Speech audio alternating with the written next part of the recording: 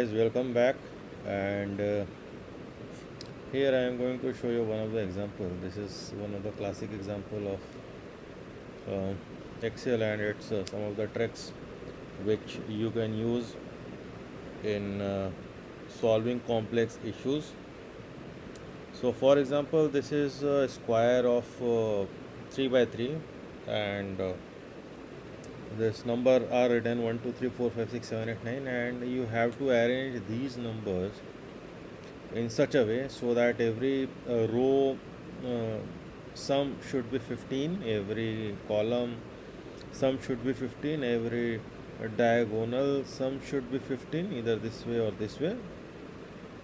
Okay, so let me write it like sum of this, sorry,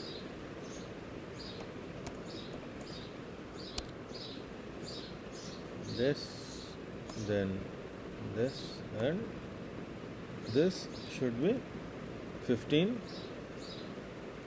and this should be 15. So every diagonal, every number should be 15. Okay, let me write here also sum of this, this, and this should be 15.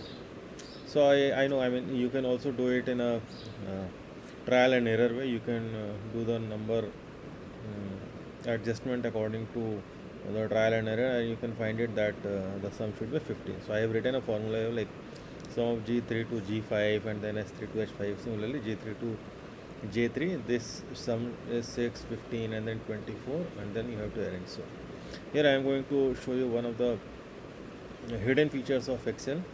So that is known as solver. So I'll tell you how to get it activated in your Windows and how to get it activated in the Mac.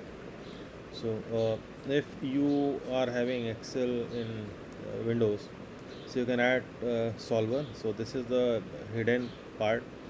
To add solver, your Excel perform the following steps in Excel 2010, Excel 365. Click file options, and this picture will show.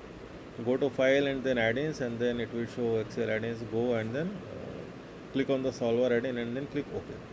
So once you will add OK, this solver will show here, this one. And in Mac, if you want to add solver, you can just go to the analysis tools, and then it will show solver add-in. So I have already done the enable of solver, and then I will click it OK. So now how solver will help you to perform this complicated task, let me show you. So I am going to solver, and there are three objectives which is showing to max, min, or value of. So I don't have any objective to solve the parameters here. So let me bring it here. Yeah. So I'll just delete this. Now by changing variable cells, so these are my variable cells. So I have to arrange these numbers in such a way so that subject to the constraints. So now there will be some constraints which will be fixed, which cannot be changed. So I am adding some constraints here. So cell references. First of all, let me select all this cell. Now what I am going to add a constraint first is all are different. Okay, so all these numbers should be different. Otherwise, if I will not put this constraint, it can show all these numbers should be 5 5 5 5. Okay, so now another constraint I am adding, all this number, first I have written all this number should be different. Now I will go part by part. All this number should be integer. It should not happen that one of the number is 4.5, another number is 11.5 or 10.5, and then it is adding to and 0, and then it will adding it to 15. Okay, so now another constraint I am adding, yes, all this number should be less than 9.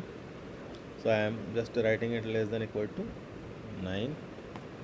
Okay, so three parameters I have added for these variables. All this number should be different, all this number should be less than equal to 9, and all this number should be integer.